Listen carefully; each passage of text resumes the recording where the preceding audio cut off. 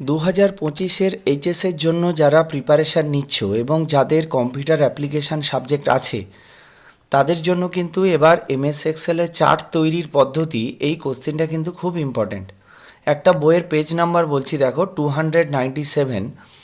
এটা তোমরা modern computer application চিন্ময় গুহ এবং আশুতোষ পাল এই বইয়ে তোমরা পেয়ে যাবে। এবং আজকে যেটা বলছি যে ঠিক 3টে শব্দ মনে রেখে তোমরা কিভাবে যে কোনো চার্ট বা গ্রাফ তৈরি করার পদ্ধতি লিখতে পারবে। এটা 3 নম্বরের কোশ্চেন থাকে। তো এখানে দেখো আমি দিয়েছি types of chart.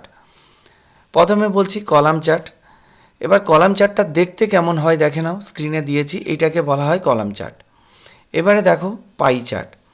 Pie chart বা পাই গ্রাফ সেটা দেখতে কেমন, ঠিক এরকম স্ক্রিনে যেটা দিয়েছি। এবারে দেখো বার চার্ট বা বার গ্রাফ। এটা দেখো কিছু হরাইজন্টাল কিছু লাইন আছে, এটাকে বলছি আমরা বার গ্রাফ। আর লাইন চার্ট বা লাইন গ্রাফ যেটাকে বলছি সেটা ডেটাগুলোকে লাইনের মাধ্যমে এভাবে রিপ্রেজেন্ট করা হয়। এইবার আমি আসল কথায় আসি, তোমাদেরকে যেটা বলেছি কিভাবে চার্ট তৈরি করতে হবে এবং কিভাবে কি 3টে শব্দ আমরা মনে রাখবো সেইটা জানার জন্য দেখো এটা আমি আবার বলে দিচ্ছি এখানে। এটা কিন্তু এইচএস 2025-এর জন্য ভীষণ ভীষণ ভীষণ ইম্পর্ট্যান্ট। তোমরা দেখো এখানে শুধুমাত্র 3টা শব্দ কিভাবে মনে রেখে গ্রাফ তৈরি করবে, সেই 3টে শব্দই বা কী আমি সেটা এবার বলা শুরু করি। তাহলে আমাকে প্রথম ওয়ার্ডটা হচ্ছে সিলেক্ট। এই শব্দটা তোমাকে মনে রাখতে হবে। আমরা কি সিলেক্ট করব? এবারে সিলেক্ট শব্দটা মনে করলে যে আমরা যে ডেটাগুলোকে নিয়ে গ্রাফ তৈরি করতে চাই সেই ডেটাগুলোকে সিলেক্ট করব। কিভাবে সিলেক্ট করব? দেখো এখানে কিছু ডেটা আছে, আমি ছবিতে দেখিয়েছি।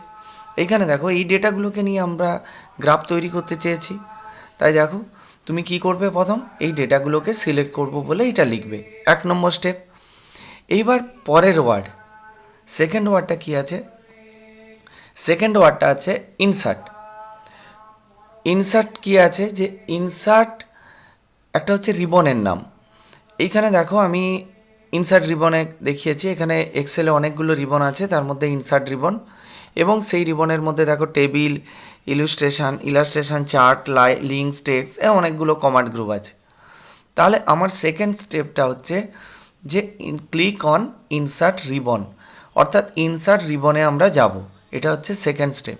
এবং থার্ড যে ওয়ার্ডটা, সেই ওয়ার্ডটা লাস্ট ওয়ার্ড যেটাকে মনে রাখতে হবে সেটা হচ্ছে চার্টস কমান্ড গ্রুপ।